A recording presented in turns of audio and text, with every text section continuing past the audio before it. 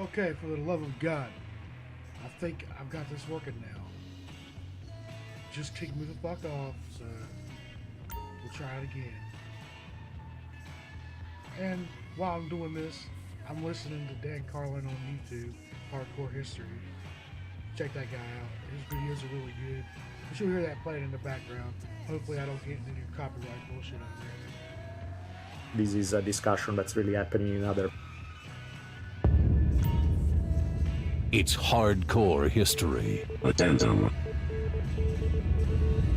So in this Hardcore History Addendum, we're going to have a friend of mine on the program, and it's going to be kind of a cross-cast between his show and mine. And I hope you'll pardon me, I have a cold right now, so things are a little less than perfect. His name is Daniele Bolelli, by the way, and you may know him because he's a famous history podcaster, does History on Fire. He has another podcast called The Drunken Taoist, and we've been friends for a long time, and he's wonderful, that wonderful lyrical voice of his and the way he looks at the past. And we had been talking about doing a program together for a while, and the stars just kind of aligned.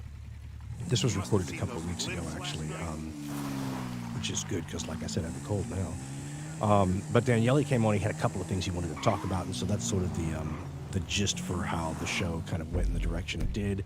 I'll have a few thoughts afterwards because, you know, as it always seems to happen, right? I thought of a good point or two or something I should have brought up during the discussion and didn't. So we'll call that a footnote to the show you're about to hear, the crosscast between yours truly and my friend, the great Daniele Bolelli. Okay, Dan, let's get playing. One topic that I found fascinating as of late. I'm seeing a lot on social media, some efforts to kind of redefine terms. This is mostly happening in US. I don't know if this is a discussion that's really happening in other parts of the world, but in US I'm seeing a lot of discussion regarding the political spectrum, what's left-wing, what's right-wing, where phenomena like fascism and Nazism fit into the spectrum. And, you know, personally I find the whole left-wing, right-wing discussion almost intellectually lazy, because to me it's like I'm not even interested in if it's an idea that comes from the left wing or a right wing. To me an idea is either a good idea or a bad idea. Who cares where it comes from? So even thinking in those terms to me encourages factionalism. However, having said that, if we insist on using these terms like left wing, right wing, then we should probably use them correctly. And what I'm seeing these days is a major attempt to change the way the terms have been used historically. Kind of reminds me of The Princess Bride, you know, when they say, you keep using this word, I don't think it means what you think it means. That's sort of the feeling I'm getting in this discussion. So I would love to get your take on, and you know, we can jump into a whole discussion on this thing regarding the political spectrum, where how it's changing, the meaning of it, what it means to mean historically, and all of that. Well, I think a little background probably makes sense before we get started, because I think we should acknowledge one thing right off the top, and that's that the idea of the political spectrum is a human-created thing. And not just a human-created thing, but something that sort of developed organically in revolutionary era France that was then sort of morphed into something that was used ever since. And ever since, people have been trying to figure out how you make it better, because it's such an imperfect way to describe political positions. So as you and I both know, but let's review, in pre-revolutionary and early revolutionary France, you have an assembly where all the people meet, and from the speaker's platform on the assembly, the people who were the honored, aristocratic movers and shakers, blue bloods in that society sat on the right side of the assembly. And the bourgeois, we would today call them middle class or upper middle class, the businessmen, all the merchants, they sat on the left. And then that became, you know, the beginnings of where people would say, you know, a man on the left or a man of the right. And so that's where that initially comes from. And then that became sort of the shorthand that was transposed onto later political systems forever afterwards, whether or not it was a really good description of other societies, other countries, political systems in places far removed from revolutionary France. So that's how it starts. And then from there on, what we have here is a human-created system that is designed to try to provide a shorthand, if you will, for people's political persuasions. And ever since, people have realized how inadequate it is to describe, you know, something as complex as people's political beliefs. And that's why ever since there have been attempts to three-dimensionalize it or create another axis to measure other things that the left-right political spectrum doesn't measure. And so in that case, what we have here now is a spectrum which doesn't resemble the one that you and I grew up with. I'm 53, you're younger than I am, but both of us grew up in an era where the original traditional, let's call it traditional for lack of a better word, political spectrum was in force. And in that spectrum, just so that we have a benchmark from where we can have this conversation from, speaking as an American, you grew up in a different environment, but in the United States, we were taught, when I was a kid, that the United States and other Western democracies fell somewhere in the middle of the spectrum, and that both ends of the spectrum, either the far left or the far right, represented extremist philosophies. Different kinds of extremist philosophies, but extremist philosophies. And so that's where it started. So the far left, when we were growing up, was always communism. The far right was always fascism. And so that's why you and I are confused when we hear people today speak about, for example, the Nazis being on the left side of the spectrum, because on the traditional one, it was always the right side of the spectrum. Right. Now, I should point out that I had a political science professor in the 1980s in college, and this was the first time I ever heard anybody say this, who said that really maybe we should think of that linear political spectrum as more of a circle, and that the two halves, the two extremes actually have many things in common, so maybe they touch on the other end. But so when we have this discussion, let's remember that this is the spectrum you and I were operating from, and that most people from our era and before understood. Yeah. So now let's go from there. So why don't you start by explaining what you're seeing out there that is so discomforting? Well, start like to throw a wrench into that political spectrum, which, by the way, it's exactly correct, right? That's exactly how we grew up. That's how it was always defined. But take something like anarchism. Anarchism traditionally was considered an extreme left position. And here you have, communism and fascism, or communism and Nazism being one considered extreme right and one extreme left, but they are both share the fact that they are totalitarian systems. Anarchism, on the other hand, by going radically against the very idea of the state, seems to be at the opposite end of totalitarianism, and yet it was never defined in any way, shape, or form as a right-wing concept. It was considered ultra-extreme left. So what I find weird in this is plugging certain movements that they have defined themselves as conservative right-wing, their opponents define them as conservative right-wing. Everyone involved was very clear about who they were and what was up, and now kind of trying to completely change the meaning of what used to be something that was pretty much understood by everybody. I mean, to me, it's funny because growing up in Italy, I've been very familiar with lots of people who are fascists. I've been in conversation with people who are neo-Nazis. So to me, this is not even like a theoretical debate. These are actual flesh and blood people who I've spoken to. And if you tell these people that they are left-wing, you don't want to see the consequences, because they hate anything to do with the term left-wing already make them go berserk, and they hate that. So the fact that today in the US I'm seeing this redefining of the spectrum that basically places all of the totalitarian movements, from communists, which everybody argue they are left-wings, there's no disagreement there, but from fascists and Nazis, who are traditionally considered right-wing, suddenly plugging them all as left-wing phenomenon, I find that really bizarre. Like, to me, it seemed like a postmodernist attempt to redefine, to rewrite the dictionary. Well, now let me interrupt you, because that's exactly what it is. And here's the thing: the people who did this redefining were very open about it. This wasn't a secret. The problem is that many of the people who quote them or who ascribe to the same theory don't realize that it's a redefinition. So, for example, I said in our little introduction that there have been many attempts since we were kids to try to figure out a better way to define people's political positions other than this very limiting linear way. Well, there's one of the examples out there that was done as a person who decided to make the question of freedom the defining force. So the political spectrum kind of plugs in X and Y what you want, and it can end up showing what you want depending on the parameters you choose. So if you decide that freedom is going to be the basis for what moves the needle on your spectrum, well then yes, one direction might go in the direction of more free and another direction in less free, in which case all the totalitarian systems, regardless of their economic viewpoints or whatever, belong on one end, and as you said, anarchism probably belongs on the other far extreme. I don't have any problem with people redefining the political spectrum as long as they understand that that's what they've done. Well, and also not using the wrong terminology, because if we're using freedom, I completely agree. You can put anarchism on one extreme, you can put totalitarian ideologies at the other extreme. But there's nothing left or right about this. This is just a new way of looking at things, so we shouldn't probably use the terms left-wing, right-wing, which traditionally had a completely different meaning, and plug them into a spectrum that just is something else entirely. Well, and let's understand, too, a little bit about what the differences of this always were. Sure.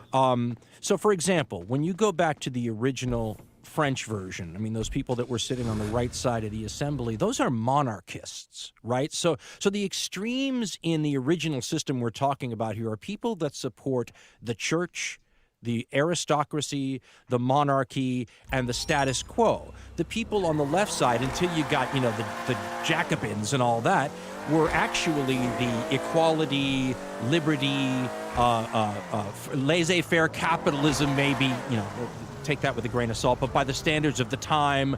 And those things change with the times. I mean, certainly if we were going to talk about what left-wing and right-wing were in the 1930s, it's going to be very different than what they were in the 1790s. But I mean, from that basis, there are fundamental differences between, the views of the. I mean, let me give you an example. Sure. So when you look at the Nazis, one of the things that catches people up in the United States is the name.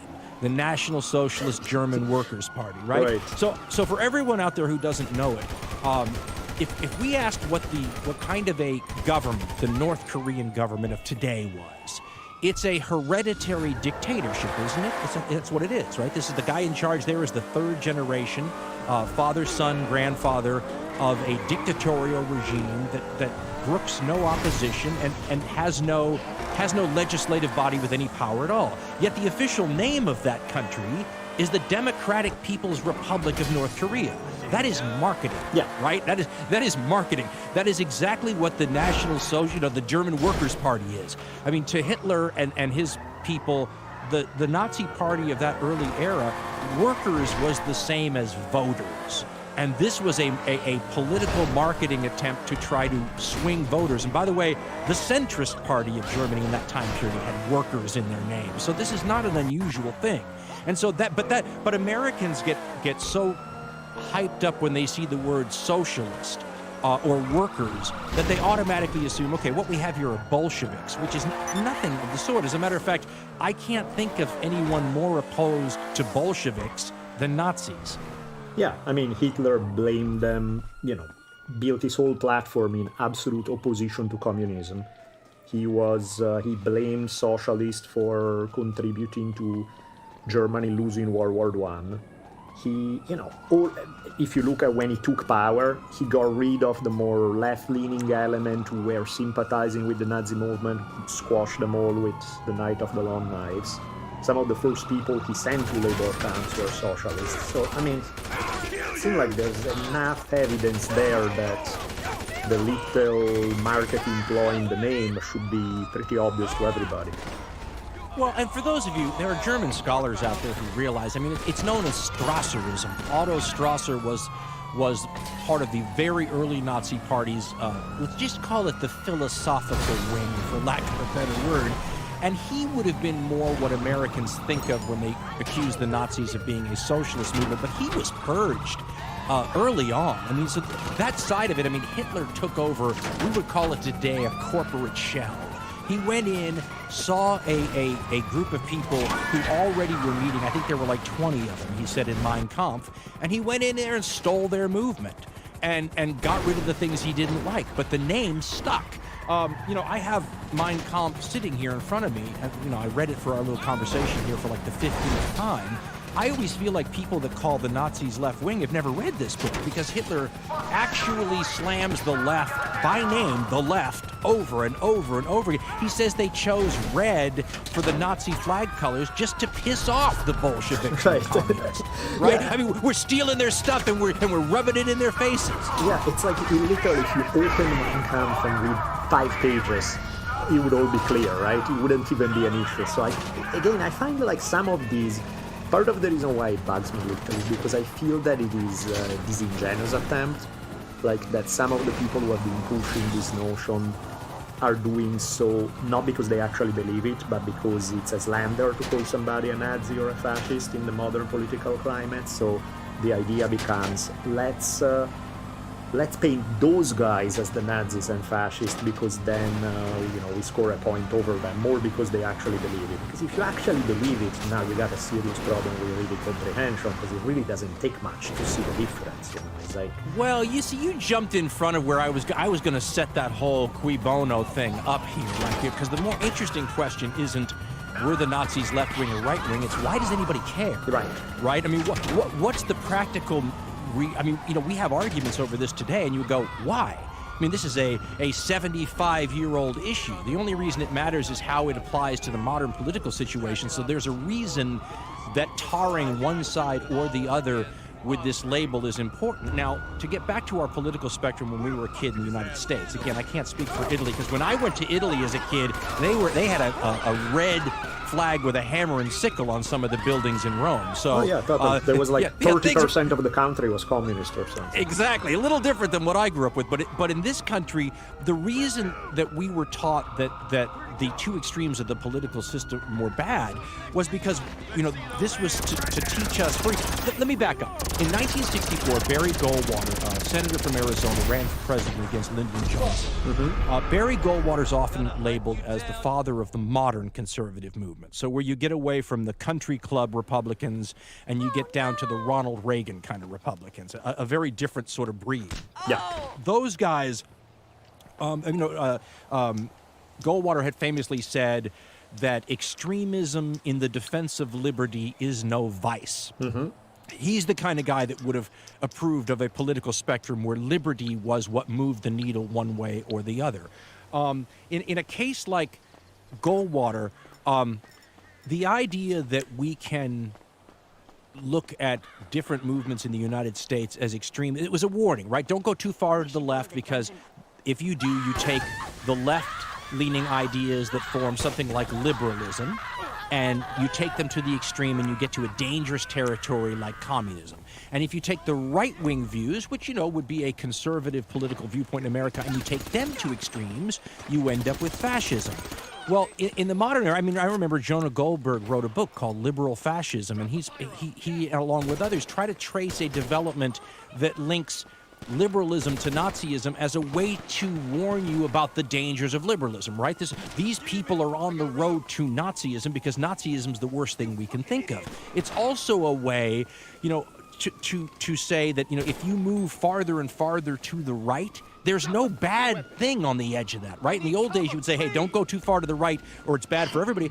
Well, if you redefine the political spectrum so that the right has no connection to nasty political outcomes, well then, hey, just moving farther to the right's always good, right? So there is, I used to say to right-wingers, if we go farther to the right, what happens that's bad? Does it ever reach a point that's negative? And I think that's the cui bono part, that there are people trying to redefine the idea that going to the extremes to the right side of the political spectrum have any bad outcome at all.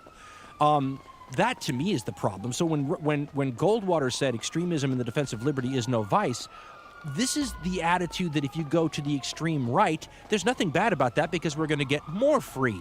Yeah. No, you're absolutely correct. And I think that's exactly the issue with framing it as a left-right thing as opposed to totalitarianism versus freedom. I understand totalitarianism versus individual rights. That makes perfect sense to me. But don't plug it into a political model that doesn't reflect that at all, because traditionally there have been extremely totalitarian left-wing movement and extremely totalitarian right-wing movement. What makes them left-wing and right-wing is not how powerful the state is, because again, both sides did it. It's other issues, like for example, in the case of the Nazis, a few of the things that clearly would mark them more on the right-wing side of things and why people who were more conservative supported them. You had the desire to crush labor unions was a key thing that helped them be popular with some of the industrialists in Germany. The desire to go against minimum wage. Also big in terms of culture wars. There was a whole wave of gay rights, feminism, more open sexuality that was sweeping in Germany, and that Nazism was strongly preaching against. So taking a more conservative attitude in terms of even issues that would be recognized today as part of the culture wars. So, to me, those are the things that's what makes somebody in that case.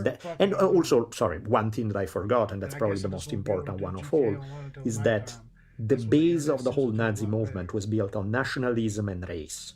Whereas traditionally the other extreme, the communists were all about the more international global perspective. And class. Exactly. The one was about class, the other one was not. The other one, the focus was on race and nation. One was hierarchical, one was, at least theoretically, of course not in reality, but at least theoretically in favor of equality. One was heavily in bed with the traditional religious institutions, the other one was atheist or pushing a more liberation theology if they ever flirted with religious ideas. So, when you look at it in those terms, they couldn't be more different, despite the fact that they were both totalitarians who wanted a strong state. Well, look at the company they keep. That's always what domestically, as you pointed out. The Nazis were taking donations from big business. The whole idea behind socialism is that the people own the means of production. Well, my goodness, the Germans of the 1940s had companies like Krupp and Messerschmitt and Porsche and Henschel and IG Farben. And those guys didn't go away. That's not at all like what you would see in a communist country. And look at the allies that the Germans had. You mentioned the Italians, but let's look at the Japanese. You could never spin the Japanese as a left-wing regime right. under any system. That's a divine emperor system, right? For these people that say that dictatorships and that kind of lack of freedom is left-wing, well, what was the Tsar of Russia before the communists took over? Right. That is the ultimate right-wing regime by any stretch of the... that's right-wing by the French Assembly definition of right-wing, right? Those are authoritarian monarchists. The Japanese are not going to ally with a left-wing regime. Look at Francisco Franco. Look at all of the people that fall into the fascist orbit, even, Juan Perón in places like Argentina later. None of these people fit the socialist model, even if the name National Socialist seems to imply that that's what they are. Absolutely, and I think that's what I find upsetting. Also, I think for me there's a little bit of a personal element, because, when I think about just not long ago, when I think about family history, my grandmother was literally placing bombs to blow up fascists. There's a whole, without even going into the whole family biography, there's enough there where these were things that people felt very strongly about, where it wasn't like some academic philosophical debates about terminology, and it was very real in terms of who your enemies are and who they aren't. And so this effort to muddle the waters, I find it really insulting ultimately, because it's kind of like changing history to suit one's own need in the present. It's not unusual either. I remember when I was on the radio in the 1990s here in Oregon, there was a group called the Oregon Citizens Alliance, and they were an anti-gay group. I don't even know if they're still around, but one of their members wrote a book called The Pink Swastika. Mm-hmm. And the whole point was the same thing you're seeing in the modern day world, where people are trying to link Nazism to the current American left as a way to tar and feather them. In this case, this anti-gay group was trying to link Nazism to gay rights as a way to tar and feather them. The Nazis have become the wonderful, and I use them in my own show this way because they are the benchmark for evil. Right. But like, for example, I have a quote here from a story that I printed out for this discussion today, and it's from some historians who are talking about the same thing we're talking about. And they were explaining. Let me read the post, because they're talking about all these different right-wing writers that have tried to redefine Nazism as a movement of the left as a way to tar and feather modern people on the left. And they wrote, as a concluding line, this. They wrote, "Herewith we come to the effect, if not the point, of the revisionist exposition. It is not only to transfer the stigma of the Second World War's genocidal violence from the right to the left, so that criticisms of radicalized populism can be dismissed as leftist fascism. It's also to suggest that the war was a crusade against state collectivism of all types, including the welfare state for which many Westerners in fact fought. They reason by means of a simplistic, ahistorical syllogism. Since socialism is statism/collectivism, like public health and public transport, and Nazism was statist and collectivist and promoted public health and public transport, social democratic public health and public transport measures must be fascist." In other words, if you have A and we have A, you're all A, right? And that to me is what becomes a sneaky little debating trick, is the best way to put it. Because anybody who's read Mein Kampf and thinks that Hitler would put up with being called leftist hasn't really read the book very carefully. Absolutely. And I think it really boils down to, I believe that there are people who honestly read these things today and believe it, probably because they haven't really read enough before. But I think a lot of the people who are putting this stuff out are doing so in a very disingenuous manner. Not because they believe it, but purely as a political weapon to use in their political fights today. And again, if we want to throw out completely left-wing, right-wing, I'm all for it. Because I agree, I'm interested in policies that increase the degree of individual freedom. Ultimately, I'm interested in policy that help the quality of human life. I don't care where they come from, So if we want to throw that out completely, I have no problems with it. But not redefining existing terms according to what benefits somebody in terms of their own political fights, because that's just dishonest. That's something else entirely. Well, and it's worth bringing up what I think is a key ingredient in the whole thing that isn't talked about enough, and that's the fact that, much of the comparison between the Nazis and the communists involves Joseph Stalin. He's a bit of a in other words, instead of Bolshevism, we're getting a little deep into the woods here, but you have Stalinism. There's a decent number of historians that think that Joseph Stalin wasn't really a communist, that he hid behind the communist sort of doctrine, but was, and I'm quoting here, an old-style Oriental despot, in which case that makes him, yes, more like a Hitler or a Mussolini, but you can't call him a communist then, right? He's just an old-style dictator, right? With a facade of communism, because communism, for all its faults, was not supposed to be a dictatorship. There was going to be a dictatorship of the proletariat stage, but decisions weren't supposed to be in the hands of one guy who, like Hitler, called every shot. Now, the fact that it actually works out that way in Soviet Union, in Red China, in the Khmer Rouge in Cambodia, that's a different, that's an actual interesting point of its own. Yep. But that's not what it's supposed to be like. Bro, and so why those the who fuck say would that you wreck me, communism and dude? Nazism are very similar, it might be less because Hitler's like a we're communist full and more life, because okay. Stalin's like a Drink Nazi. time. Right. Yeah. No, in fact, and I think that's where the whole conversation gets interesting, where the examples are. And I think that the one you brought up is a very interesting one in its own, and maybe another time we can explore it. The why an ideology that in theory is preaching this radical equality turns out to be monstrously hierarchical, despite saying no, we are all equal. When obviously anybody can see through it. It was crap. It was just something to hide behind. That becomes in fact one of the contradictions in that movement that's interesting to explore. And I love Churchill's line about the equalization of misery. Yeah, right, exactly. And then it's even that, like that clearly would not be a good scenario, but even that's not real because it's not really equal. The last guy in the Soviet Union and Stalin are gonna have a very different lifestyles. They are not in the same boat at all. So, yeah, fascinating. And I guess one thing I don't know, if you wanna add anything to this, or do you mind if I switch slightly in the conversation? I know, but it's worth pointing out one thing, and you brought it up earlier, and that's this question of equality. Whether or not it's possible, and whether or not that's actually what the Bolsheviks or the Red Chinese or the Khmer Rouge were actually out to do, That is a key plank in the communist/socialist worldview, whereas the Nazis did not believe in equality. They specifically believed in the opposite, the Übermensch concept, basically, that there are master people and there are subject people.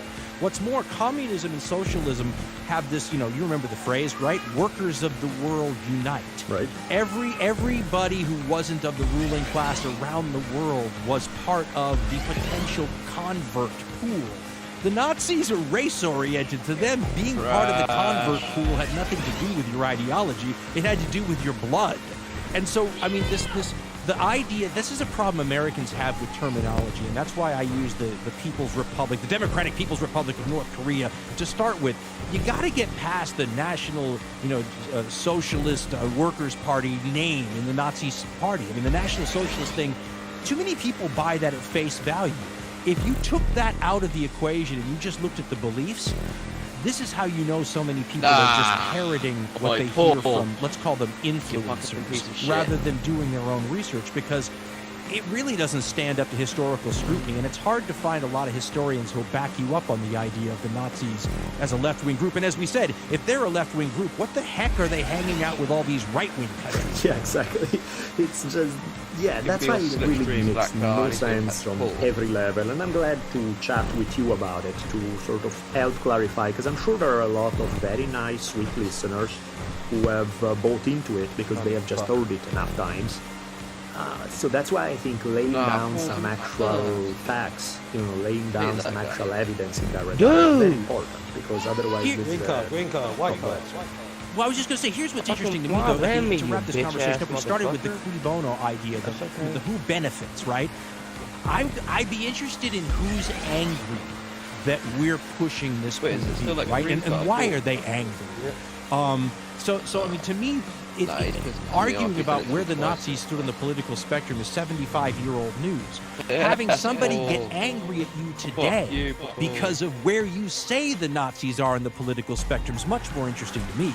That gets deep into the psyche of not just American politics right now, but let's call it politics in the entire Western world. Well, and that reminds me, this is actually funny, because you got into it as well. I remember a few months ago, I tweeted this image that I found scaringly chilling, where there was this image of these guards at Auschwitz having a picnic and all laughing, all happily. And so you see these people, and they all seem like sweet, nice, young German people, and then you remember that they are the guards at Auschwitz. So, the ultimate image to display the banality of evil. Now, you would figure that that would be a relatively uncontroversial thing, in the sense that we understand that, ordinary people do horrible stuff. We understand that, yes, the Nazis did horrible things. Clear enough, right? We're talking about 1945, not...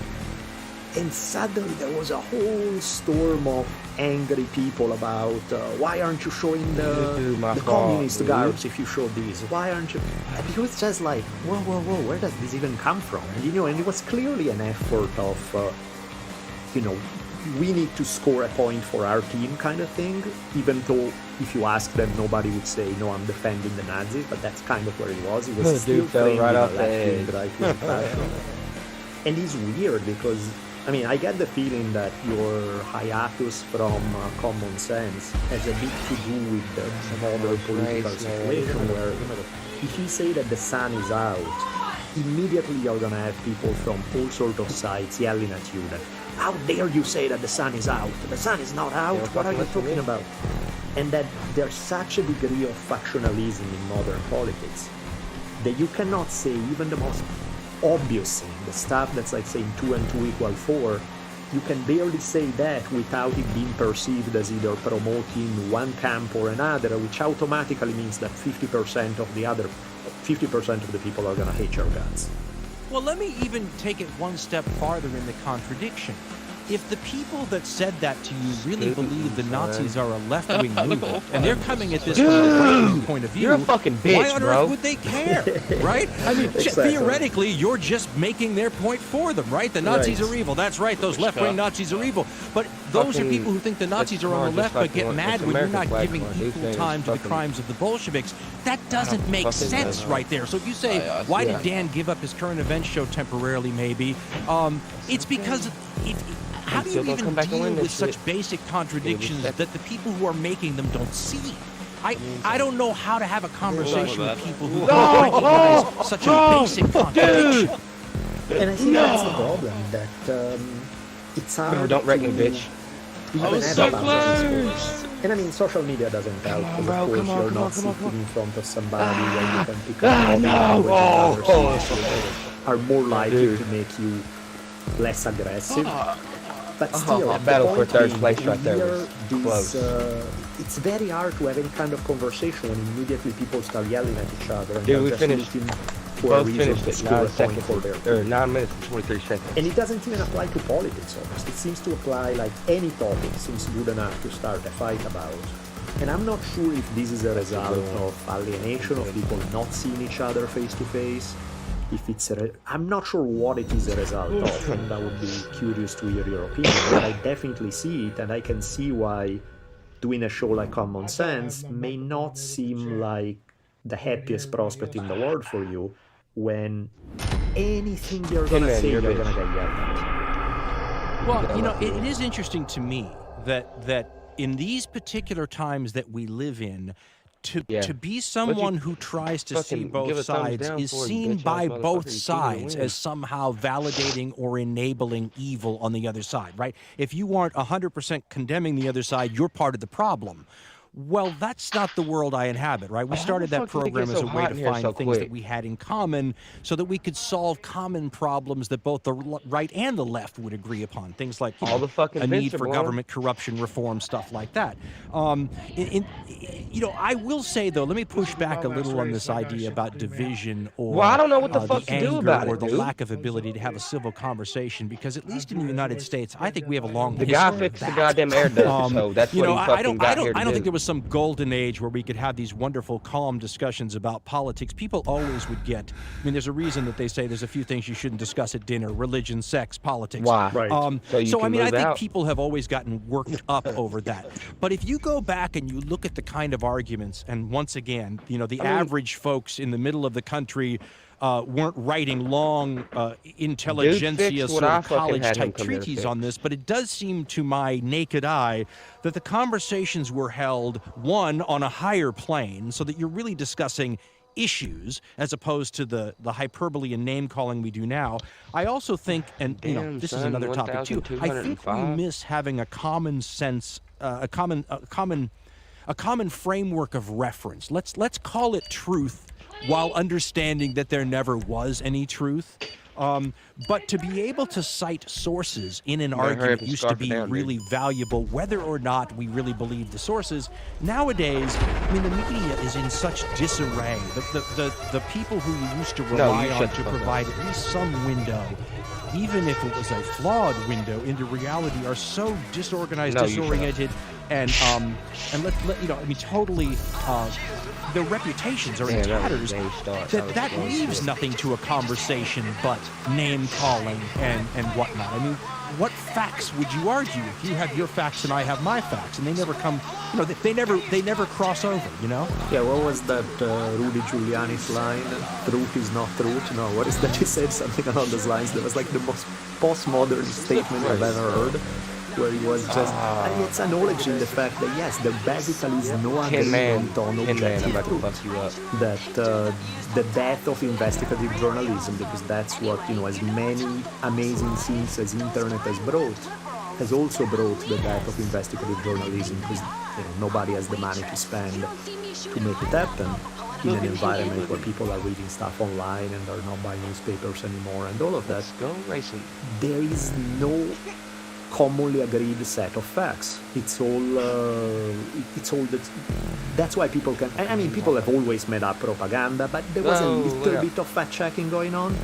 Now I think anything you quote automatically people are going to say that's not a good source. Screw it. I'm not going to listen to it. Son of a That bitch, just wrecked me. no. Oh, I have last my fingers in my ears. That's just a more? bad source.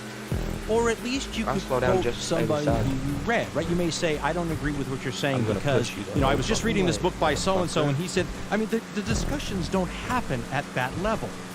It's, you know, it's funny because when I was in talk radio, No, they used to fuck say that you. you can't You ever don't fucking delve honk your horn at me, any bitch. lower beneath the surface Fuck than the very you. surface issues because you have to assume your audience is turning over all the time. People are getting in and out of their cars and whatnot, so you always have to keep the conversation What's up, at Penny? the introductory level because new people are joining it all Wow. the time. I almost feel like that's become the way the national conversation and the international conversation has gone now, where Right. nothing gets below the surface level, because once you get below the surface level, Right. either people are incapable of having a conversation at that level, or, I mean, you know, if I come up with facts against somebody and they say, well, you're just a What happened? fill in the blank, no worries, man. I mean, already the conversation is over, so there How? isn't a conversation. Yeah. And in a functioning, you know, there used to be a line that in a democracy or a republic, an informed citizenry is Bro, what's how? required. Could you call our citizenry informed? And if you Dude said in the no, silver car tried is it recommending their you, bitch. fault? I don't know. Right. No, I agree. I think it's that's why it's a really messy situation, Yeah. which is why I see the tremendous appeal, not just in the US, You need but to see around where the your world, recent transactions. of really What's up with that? kind of like the strong man, authoritarian type who's going to tell you, I will take care of it all, because people are confused, people are scared, and there's so much So contradictory information, so much quick change happening at an incredibly fast So why are you pace, negative then? that people feel like the ground underneath them is not as That's solid as it crazy. used to be. And so the appeal of the strong man who's going to fix it all seemed to Right. be very popular pretty much all, I wouldn't say all over the world, but in many, many, many different parts. I'll tell you what, reading Mein Kampf Right. again, for the first time, you know, probably Damn, in well, I'd be mad about it 2 too. years, Oh, shit, my 3 bad. years. I read it for a show a while back, but I'm reading it, and it's funny because obviously the situations between, you know, post First World War That's Germany crazy. and where I'd we be are now mad. is totally different. We're not in a defeat period. We haven't had just you know the Great Depression, all these Right. other things. But when you're reading what Hitler is saying, you're going, wow, a lot of this would That's apply to crazy now as in fuck. terms of, you know, I'd he's be mad. slamming the parliamentarians, and he's talking about how they come out to talk to the voters right around election time, promise them everything. I mean, it's the same sort of anger that would play very well in the current society. And I have That's to say, crazy listen, as I don't fuck. have a Nazistic bone or really a Bolshevistic bone in my body, but I get it. I mean, I get the frustration when you see government slowly but surely not functioning at all, and certainly about not to go get functioning for Layla the and my common mom. people. But what's funny is how For a little bit. often, I'm about to go I get don't know if Layla, you want to call it and then, cyclical or bring my whatever, mom over here but so how, she can how clothes and you know, shit. the very things that Hitler's saying in Mein Kampf, specifically to appeal, let's I'll holler remember at that you in that a book while. was not to be this great historical document so we could read it now. It was meant for a political treatise for himself in that era. How well that would play today. You know, I mean, I think people would be scared if I said, go read Mein Kampf to find out where Hitler is on the political spectrum, because I think they would think, don't tell people to do that because they might like it. Absolutely. I think has been done time and time again, the whole quoting from Mein Kampf, not saying that it's Hitler in front of cheering crowds who go, this is great, and then you tell them, by the way, might that need was to wreck Hitler, that and people motherfucker flip in out. front. You know, it's like, there's a reason for it. Tin It's Man, people, fuck him.